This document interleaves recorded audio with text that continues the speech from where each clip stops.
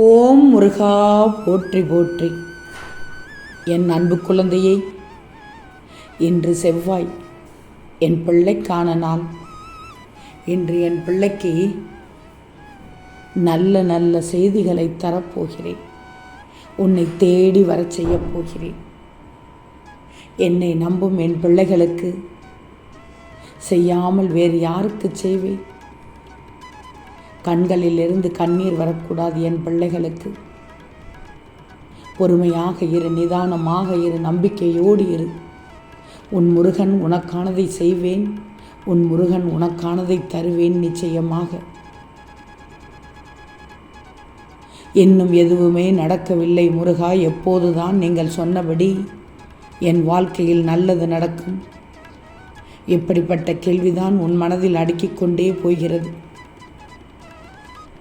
எப்படி முருக, நான் இவ்வளவு கஷ்டப்படுறதை பார்த்துக்கிட்டும், நிம்மதி இல்லாமல் தவிப்பதை பார்த்துக்கிட்டும் இன்னும் உங்களுக்கு மனம் இறங்கவில்லை முருகான்னு நீ கேட்கிற கேள்வி என் காதில் விழாமல் இல்லை. உன்னை பாதுகாத்து கொண்டிருக்கிறேன், உன் மனசை ஆறுதல் படுத்தி கொண்டிருக்கிறேன். உன்னை போய் என்னால் உணர முடியவில்லையா?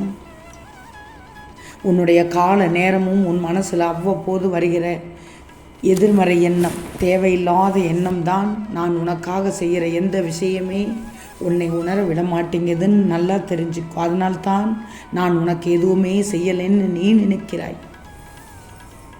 இந்த உலகத்தில் நீ எந்த இடத்தில் இருந்தாலும் சரி, எந்த மூலையிலும் இருந்தாலும் சரி, கடல் கடந்து இருந்தாலும் சரி, எவ்வளவு கஷ்டத்தில் இருந்தாலும் சரி, உன்னை ஆறுதல் படுத்தி உன் கண்ணீரை துடைப்பது இந்த முருகனின் கைகள் தானே.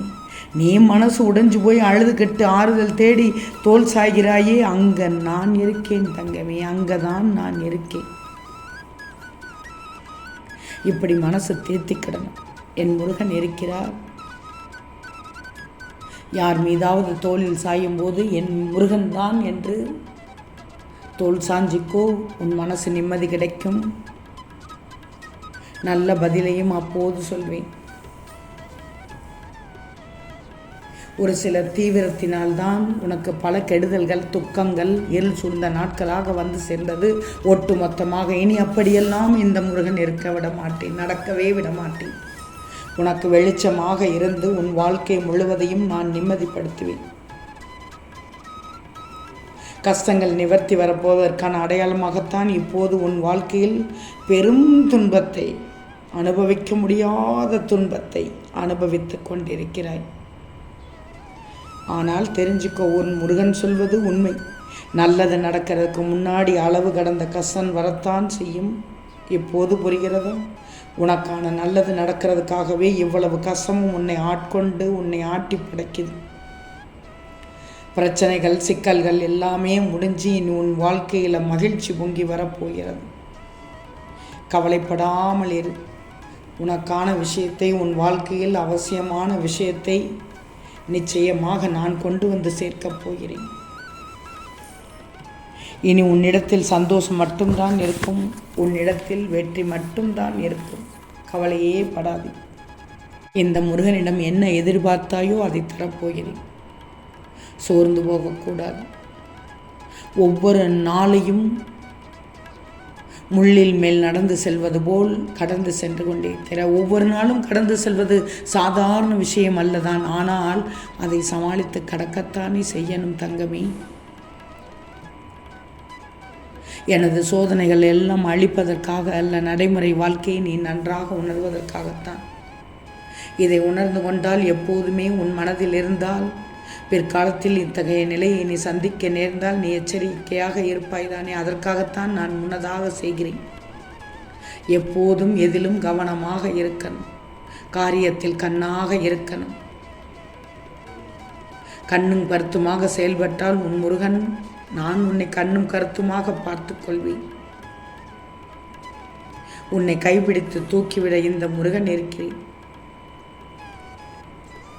தன் கையே தனக்குதவி என்று தினமும் நீயும் ஓடிக்கொண்டுதான் இருக்கிறாய். ஆனால் உன் உடன் பிறந்தவர்களோ ஒளிந்து கொள்கிறார்கள். சொல் பேச்சு கேட்டு உன்னை துரத்தி விட்டார்கள். பேசக்கூடாத வார்த்தைகள் எல்லாம் பேசிவிட்டார்கள். உறவுகள் உன்னை விட்டு வெகு தூரம் சென்று விட்டது போல் நீ உணர்கிறாய். இல்லை, அது தேவையில்லாத உறவுகள் என்றுதான் நான் விலக்கி வைப்பதற்காக அப்படி செய்தேன். இப்போது என்ன செய்வது என்று தெரியாமல் விழித்து கொண்டிருக்கிறாய். வேண்டாம், அப்படி இருக்காது. எதற்காக இப்படியெல்லாம் புலம்புகிறாய்? யாரும் இல்லை என்று. இப்படிப்பட்ட மனிதர்கள் உனக்கு தேவையா? இப்படிப்பட்ட உறவுகள் உனக்கு தேவையா? இப்படிப்பட்ட உனக்கு தங்கை, தம்பி, அண்ணன், அக்கா, இந்த உறவு தேவையா? வேண்டாம் தங்கமி. உன் பிள்ளைகள் என்று இரு, உன் குடும்பம் என்று இரு. உன் முருகன் இருக்கும்போது இப்படி புலம்பக்கூடாது. முதலில் உன் குடும்பத்தை நம்பு, முதலில் உன்னை நம்பு, முதலில் உன் முருகனை நம்பு. அப்போதுதான் அனைத்தும் உன்னை தேடி வரும். இன்று நீ எதிர்பார்த்து காத்திருக்கும் அத்தனையும் என் பிள்ளைக்கு வழங்கப் போகிறேன். மகிழ்ச்சியாக இருக்கப் போகிறாய். அதனால் உன் வாழ்க்கையே உயர்ந்த நிலை அடையப் போகிறது. நான் வைத்த சோதனையில் ஜெயித்து விட்டாய். நான் வைத்த பரீட்சையில் நீ தேறிவிட்டாய். உன் பொறுமையே என்னை ஈர்த்து விட்டது. பொறுமை என்பது மிக மிக பெரிய வெற்றியை தரும் என்று சொன்னேன். இதோ என் பிள்ளைக்கு மிகப்பெரிய வெற்றி கிடைத்து விட்டது. உனது துயரங்களை முற்றிலுமாக விளக்கப் போகிறேன். உனது பாரத்தை இந்த முருகன் சுமந்து கொண்டிருக்கிறேன். எப்போதும் எதற்காகவும் கலங்கக்கூடாது என்று சொன்னேன்.